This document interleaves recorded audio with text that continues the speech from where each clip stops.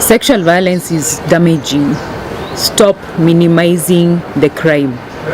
My name is Wangu Kanja, and this is My Dignity Restored. My name is Wangu Kanja, and welcome to My Dignity Restored. Thank you.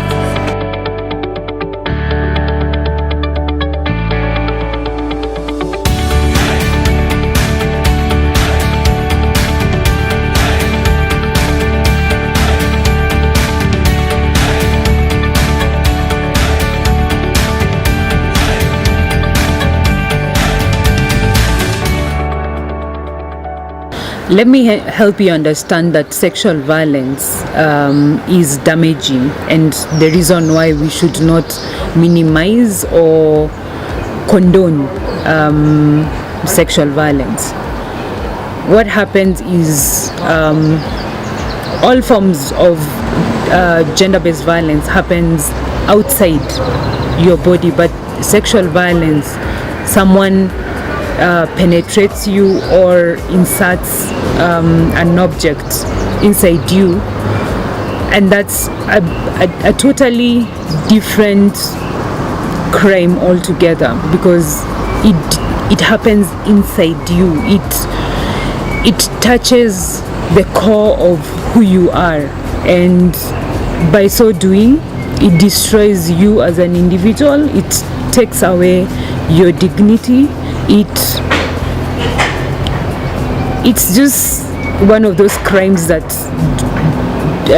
we don't need to have existing in the community or in a family unit or even in the country, because the individual, we as individuals are created with different traits, and if those traits are affected in any way because somebody violated you, because somebody decided not to listen to you, keeping in mind that any form of sexual and gender-based violence is about power and relations, not a relationship. It's not a relationship. It's not just but a crime. It's a heinous crime that affects someone's body, mind and spirit, and for that person to actually regain their trust, regain their self-esteem, regain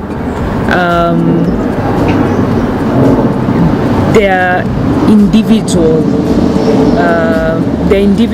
being, the way God created them, it takes time, and we need to actually understand that not keeping silent about it is one of the greatest things that you can do for an individual, for a family, for a society. Let's start this conversation, and by having this conversation we will help survivors of sexual and gender-based violence regain their dignity, regain their self-esteem, and let's stop minimizing. A crime is a crime.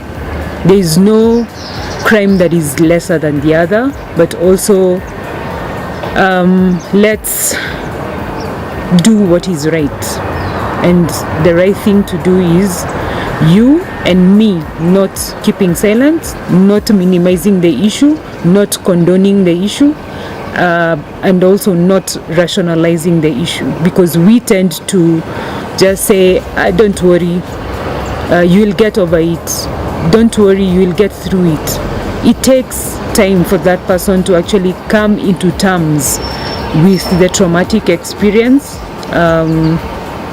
depending on who they are, depending on who the perpetrator was, but also socialization, because we are all brought up in different environments, from different families and in different ways, and we need to shift the focus from survivors, blaming the survivors. We should not blame survivors. They have not done anything wrong. The perpetrator should be held accountable for their action. Please stop minimizing any form of sexual and gender-based violence.